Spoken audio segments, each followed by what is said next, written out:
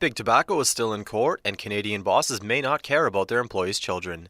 Good morning, it's currently -1 degrees. I'm Josh Hurd with CRFM News, brought to you by the Canada College Journalism Program. Ottawa police are treating a death in an early morning apartment fire as a homicide. Fire crews were called to the West End high-rise around 2:30 a.m. Tuesday after fire broke out inside a first-floor apartment at 90 Woodcrest Crescent near the Bayshore Shopping Centre. Police say one person died in the blaze but have yet to release the victim's identity. Neighbors say a woman who lived in the apartment lived alone. A man has been taken into police custody, but there's no immediate word on any charges. The Ontario Fire Marshal's office is assisting with the investigation. Television ratings for the 100th Grey Cup game between the Toronto Argonauts and the Calgary Stampeders fell short of the modern national record set in 2009. According to overnight data from BBM Canada, an average audience of 5.8 million viewers on TSN and RDS tuned in to see the Argonauts beat the Stampeders 35-22 at home. The average of 5.5 million viewers on TSN is the largest English audience for the game since a new rating measurement system caused sports TV ratings to skyrocket. But the overall average falls short of the 6.1 million viewers who watched Montreal beat Saskatchewan shortly after the new system was introduced in 2009.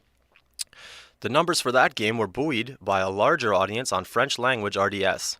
The overall numbers for the 100th Grey Cup are up 26% from the 4.6 million viewers who tuned in to see BC beat Winnipeg in last year's final in Vancouver.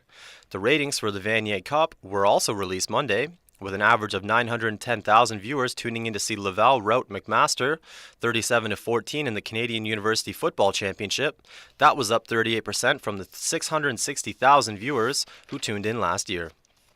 A Stanford University expert will soon testify in a massive class action lawsuit against the tobacco industry. A Quebec judge agreed yesterday to hear the testimony from Robert Proctor, a historian who has written extensively on the tobacco industry.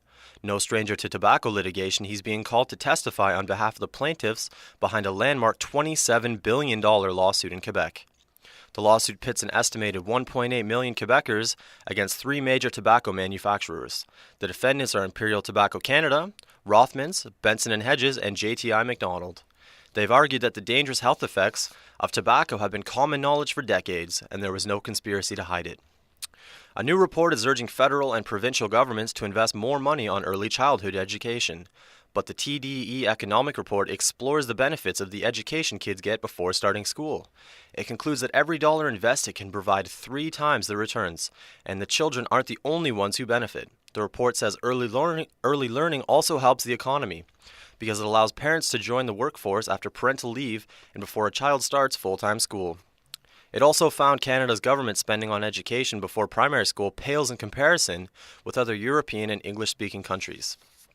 The report, however, notes that since most governments are struggling to balance the books, the investment might not come for a while. Now let's check out sports.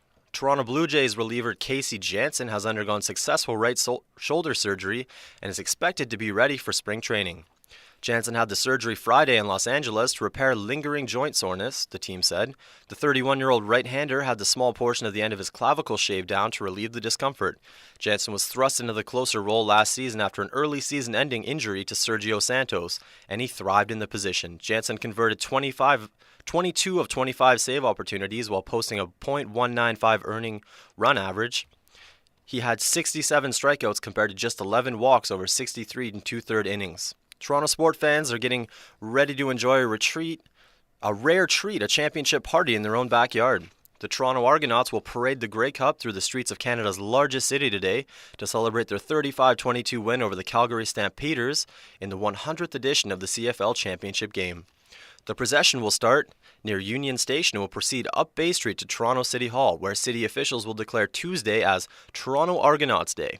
A fleet of 28 pickup trucks and 1 convertible will carry quarterback Ricky Ray, running back, and Grey Cup MVP Chad Cackert, wide receiver Chad Owens, and others along the parade route. It's the first championship parade in Toronto since the Argonauts won the Grey Cup in 2004 and will be a shot in the arm for the city's long-suffering sports fans. Canada's largest sports market has also been its most underachieving. Baseball's Blue Jays have not won a championship since 1993, hockey's Maple Leafs have been shut out since 1967, and basketball's Raptors and soccer's Toronto FC haven't even come close. Let's check out weather. Good afternoon. It's currently -1. Later today, we'll climb to our high of -2 for the day. The clear skies can expect to be replaced with clouds as we are expecting snow overnight. This is going to continue all week until Sunday when the snow is expected to stop. Expect the temperature to rise a bit tomorrow with a high of -1. On Thursday, the snow will continue with a high of -2. Expect to bundle up on Friday because the high is going to be a chilly -11. It's currently -1. For CRFM News, I'm Josh Hurd.